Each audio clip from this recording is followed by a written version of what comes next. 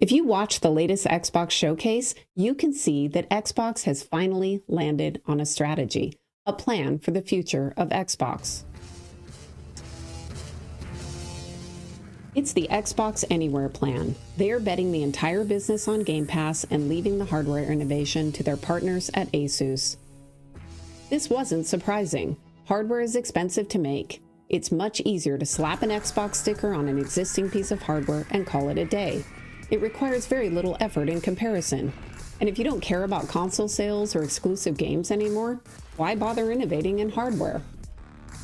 I'll admit, it's a great message for gamers. Who doesn't want to play their games with their family and friends on any device and any platform? But that's all it is. It's marketing. It's style, not substance. Just because you say something, it doesn't mean that you can do it. And it also doesn't mean that you won't change your mind. After all, Xbox has been pivoting a lot lately. Yep, that's me. And you're probably wondering how I ended up here. Well, it's pretty standard. Remember when they talked about the importance of high-quality games, but then shut down the studio that made Hi-Fi Rush? What about Game Pass? One of the defining features was Day One games, and now there are tiers that don't offer the feature at all. Last year, Phil expressed how $70 pricing could feel manipulative to gamers, and now he's on board with charging $80 for Outer Worlds 2. The cost may be high.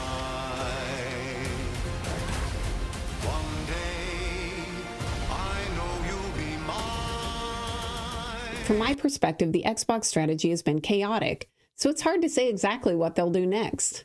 But assuming they stick with Xbox Anywhere, it's really left me wondering, will the latest announcement drive more gamers to Game Pass? Will they be able to convince gamers that the Xbox ROG Ally is a good idea? And what is going to happen with the hardware and software teams that aren't delivering right now in the Xbox team? Are they going to get caught up in the layoffs that Microsoft just announced are coming? For context, let's talk about why Xbox started and how it played into the strengths of Microsoft. I was working in Microsoft Game Studios on Crimson Skies when the console talks started. At that point, Microsoft dominated the office, but Sony owned the living room and was taking a serious bite out of the PC gaming market. When Xbox launched, there were at least 125 million PlayStations available, and there was a reason for that.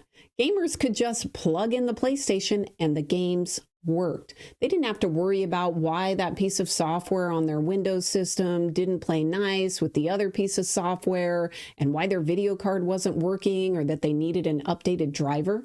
It was simple. This is how you share your games on PS4. Thanks. Of course, at that time, game developers actually listened to their customers and they would follow them. With all of these gamers going to PlayStation, game developers started trying to climb the hill of learning the PlayStation. And if they could do that, then they didn't have to worry after they made their game about testing all of those hardware and software compatibility issues that plagued the Windows ecosystem. It just worked. Microsoft could see this threat, so they jumped in and did what Microsoft does best.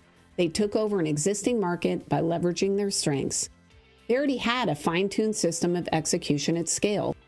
They knew how to ship product, and they knew how to scale their system across a large team. Luckily, Microsoft had already built a game developer foundation with Microsoft Windows and DirectX. The message for Xbox was simple. With a hard drive, you could build your game once on Xbox or Windows, and it would just work. Of course, the problem was Windows was bloated. So without telling Bill Gates, the Xbox team removed the bloat and made a light version to power the box. I start to try to argue for this, why we can't have the normal version of Windows. Bill doesn't want any of it. He doesn't want to hear it. He yells at me, shuts me down. We did everything we could to make the platform as attractive for game developers as possible. We even hired 50 game makers into the Xbox Advanced Technology Group to support the game developers. The ATG team collectively had made hundreds of games, so we were great at translating game developer concerns into changes at Microsoft. We did whatever it took, and this focus on developers, it was a game changer because we attacked one of Sony's biggest weaknesses. They did not have great developer tools or support or documentation. Games sell consoles, and so in order to sell consoles, we had to win the hearts and minds of the developers. I could see that Xbox had a chance of succeeding. We were listening to developers, and we were building exclusive, high-quality first-party titles. We knew that platform adoption requires proof. People don't buy your new hardware if there's no reason to. Definitely a problem for the new Xbox handheld. And it worked. By 2012, Xbox was a multi-billion-dollar business, and they were a true player in the living room. Fast forward, and here we are. It's 1 year from the 25th anniversary of the Xbox, and it looks like they're abandoning pretty much everything that made the Xbox brand great in the first place. Let's start with the handheld announcement. I've seen mixed reactions, and that has me really puzzled because I don't see any reason why anyone would buy this piece of hardware. Just like the original Xbox, it's built on Windows, a slimmed-down version of Windows, but it's still Windows. So this isn't something new. And let me just admit my bias here. I don't like Windows. When I left Microsoft, I installed Linux on all of my personal systems, and I never looked back. Of course, as many pointed out after PewDiePie did the same thing, Windows is still needed for some games, so I created a dual boot machine for those cases. Incidentally, this line, the freedom of Windows. Freedom? Windows 11 is forcing you to have separate accounts so they can track everything you do. Doesn't feel very free. And they are leaving a lot of their Windows 10 users behind because they require a chip to be installed on the motherboard in order for you to upgrade. Microsoft, you do you, but freedom is literally the last thing I would use to describe the Windows operating system. So given the Xbox was already built on Windows, I don't see that that's really a big selling point. But that's okay, because it's really about the games. Will it be Halo? Will it be the new Gears? Is there going to be a game so compelling that it drives me to adopt this new handheld? Well, here's the problem. Xbox doesn't do exclusives anymore. Even if Xbox delivers a crazy, great game, Xbox Anywhere means that I can play that game on any platform. I can play it on Xbox or PC. I may even be able to play it on the PS5 or the Switch. So why would I buy the ROG Ally? And of course, delivering a killer game in a reasonable time frame isn't something Xbox is particularly good at right now. During the showcase, there were several games still in development that weren't even mentioned, like State of Decay 3, Perfect Dark, and Fable. And many of these games have been in development over 5 years. There is only one reason these games are behind. It's because Xbox has lost their culture of shipping at scale. They don't have the people or the process in place that can ship. And it's a shame because they used to do better than anyone in the business. Recently, Microsoft announced that they were going to be doing layoffs. A lot of people are speculating that it's going to be the sales division, but I'm not so sure. I think that if I was working on one of the games that didn't make the showcase, or if I was in the Xbox hardware team, I would be worried. So there isn't going to be any killer game that drives me to buy this handheld. And that's okay, right? Because Xbox Anywhere means that I'm going to be able to play all my Xbox games and PC games on my handheld. And that right there could be a big selling point. Except it looks like that might not be the case. There's been some confusion on this point, but from what I can tell, pure Xbox is correct. You won't be able to play native Xbox games, only native PC games. This isn't great, in my opinion. If Xbox Anywhere means I should be able to play all my games on the handheld device, then darn it, I want to play all of my games, not just my PC games.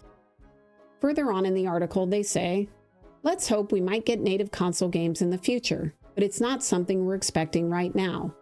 Think of the ROG Xbox Ally as a Windows 11 gaming PC with Xbox-specific features, because that's basically what it is.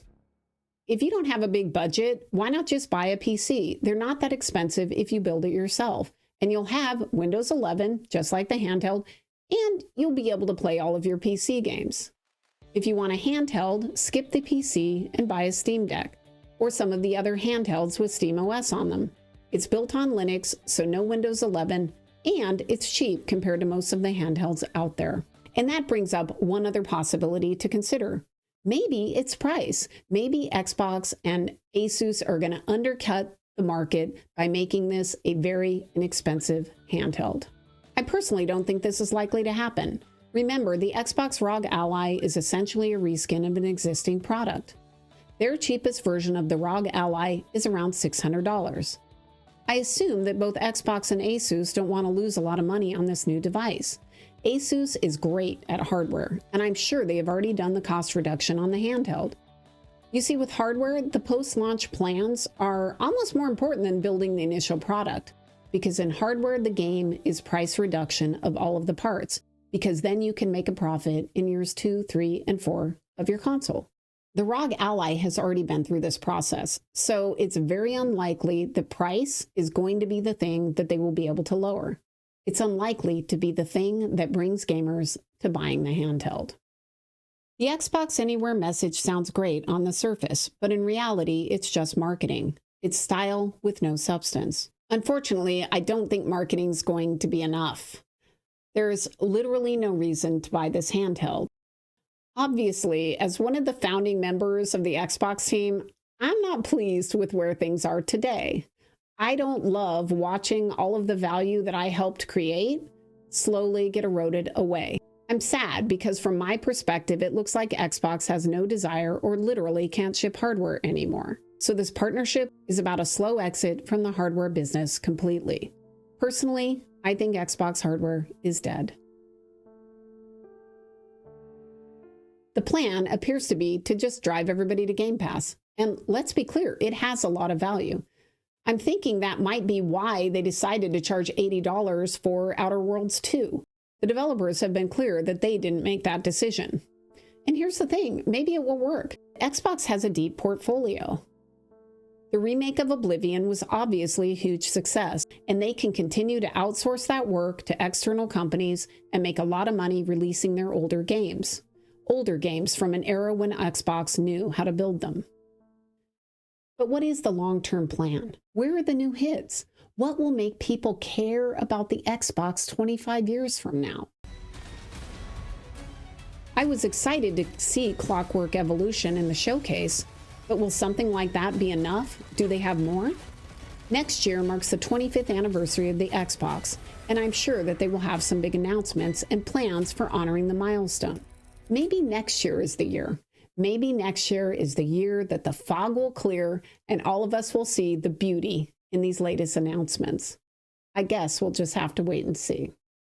If you like this video, you might be interested in another video I did called Why Xbox Lost. In it, I talk about all the cultural changes that led to what you're seeing today.